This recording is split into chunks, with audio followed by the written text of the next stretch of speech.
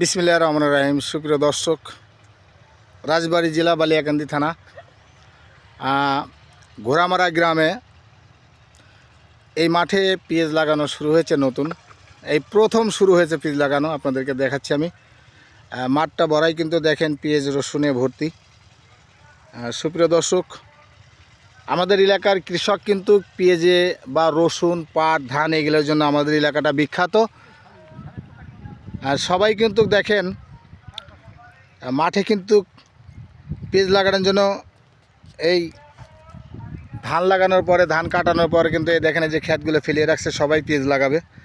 আজকে যারা পেঁয়াজ লাগাচ্ছে সুপ্রিয় বন্ধুরা, আমি আপনাদেরকে দেখানোর চেষ্টা করছি আমাদের এলাকারই সব ভাই, চাচা, মামা, যাক সবাই এখানে পেঁয়াজ লাগাচ্ছে। তবে এই পেঁয়াজটা কী ধরনের পেঁয়াজ বা কোন ধরনের ফলন সঠিক জানি না, তা আপনাদেরকে জানাবো প্রিয় বন্ধুরা।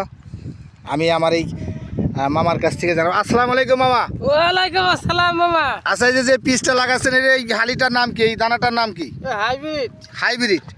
এটা মানে আপনার বিঘায় কয় মন করে হয়? 70-80 মন হয়। 70-80 মন না? যাই হোক প্রিয় বন্ধুরা, আসলেও দেখেন এই যে কত সুন্দর লাগাচ্ছে। দেখেন এই যে আমি দেখানোর চেষ্টা করছি আপনাদেরকে।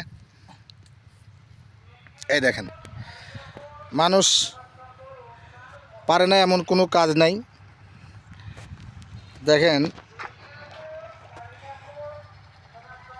আসলেও কৃষক কিন্তু ফসল পেলেই খুশি। এরা কিন্তু আসলে চাষে ভাতে মাছে যেহেতু বাঙালি, এই জন্য আমাদের এলাকাটা কিন্তু ফসলের জন্য খুবই বিখ্যাত। তা যাই হোক, আপনারা যে যে পেঁয়াজ লাগাচ্ছেন, এতে পাখিতে কয় মন করে সার বা ওষুধ দিচ্ছেন? পাখিতে কয় মন করে সার দিচ্ছেন? এই এক এক খেতে আপনি পাখিতে কয় মন করে সার দিচ্ছেন? 2 মন। 2 মন করে কি সার দিচ্ছেন? এবার কবেন যে পাচ্ছি না অমুক সার। সারই নাই, তার দেবো কি? সারই পাচ্ছেন না? কেমন, কোন সার পাচ্ছেন না? টিএসপি সার পাওয়া যাচ্ছে না।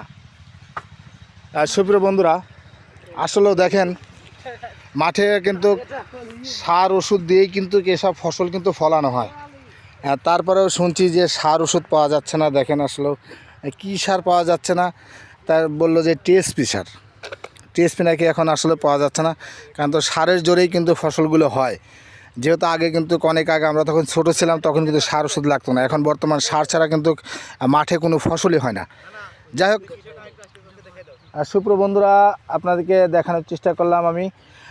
সবাই ভালো থাকবেন, সুস্থ থাকবেন। যদি ভিডিওটা ভালো লাগে সবাই একটু লাইক, কমেন্ট, শেয়ার করবেন। সবাইকে ধন্যবাদ জানিয়ে আজকের মতো এখানেই ভিডিওটা শেষ করলাম। ভালো থাকবেন, আল্লাহ হাফেজ।